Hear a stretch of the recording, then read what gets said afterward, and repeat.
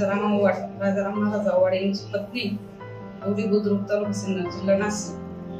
माझा 24 वर्षापूर्वी ऍक्सिडेंट झाला होता. ऍक्सिडेंट मध्ये मी 2दा पडली. त्यात कधीतरी माझा मानपाने स्टोन गेला. हे सडल्यानंतर तो मोडला. पण मला 24 वर्षापासून खूपच त्रास होता. मी भरपूर डॉक्टरांकडे गेले, गोळ्या औषधं खाल्ले, पण मला कुठूच बरं वाटत नव्हतं. ते तेवढ्या वर्षात मला कधी वाटलं पण नाही एक्सरे काढावा किंवा MRI करावा. त्यानंतर आम्ही आता 2 महिन्यापूर्वी कासलीवाल डॉक्टरांकडे गेलो. कासलीवाल डॉक्टरने मला MRI सांगितलं. त्यांच्याकडे माझा आभार मानले. त्यांनी सांगितलं ऑपरेशन करावं लागेल. त्यांनी विद्या डॉक्टरांचा, संदेश विद्या डॉक्टरांचा सल्ला दिला. संदेश विद्या डॉक्टरांनी सगळी बघितली. मला त्यांनी सांगितलं तुमचं हाड बाहेर L5 आमचा बाहेर निघून मोडलेला आहे. त्यात तडाख दिसत होता, तो मोडला.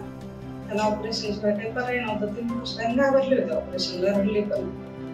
त्यानंतर मी डॉक्टरांनी मला समजून सांगितलं माझं आता ऑपरेशन होऊन 1 महिना झालाय. मी आता खूप एकदम म्हणजे पहिल्यासारखं एकदम तंदुरुस्त आहे.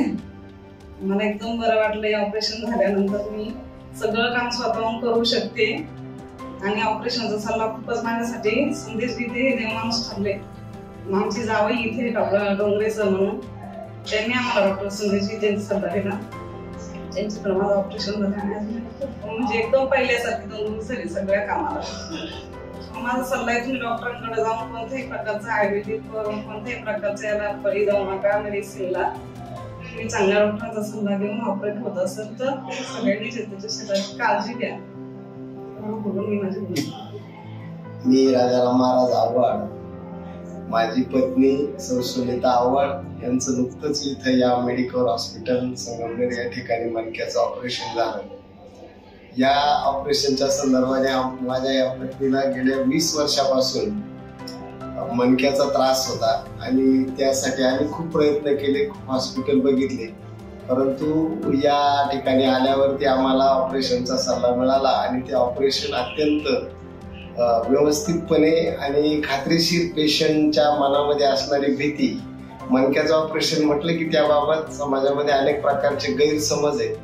म्हणजे कुठला एखादा अवयव निकामी होतो किंवा मणक्याच्या ऑपरेशनमुळे माणूस पुन्हा जागेवरून उठू शकत नाही किंवा अशा प्रकारच्या वेगवेगळ्या प्रकारच्या भीती त्या ऑपरेशनच्या संदर्भात पसरलेल्या. पण डॉक्टर गीते सरांनी आणि येथील मेडिकल हॉस्पिटलच्या संबंध स्टाफने त्या सर्व भीतीस्पद, भयास्पद समजुती व्यवस्थितपणाने काढल्या आणि अत्यंत व्यवस्थितपणाने हे ऑपरेशन माझ्या पत्नीचं मणक्याचं पार पडलं आणि आता पेशंट अगदी सुस्थितीमध्ये आहे.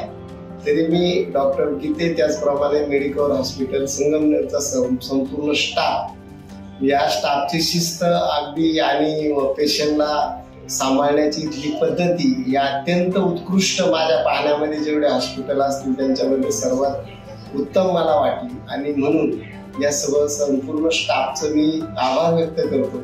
आणि कुणी मणक्याच्या ऑपरेशनच्या बाबतीमध्ये गैरसमज बाळगू नये.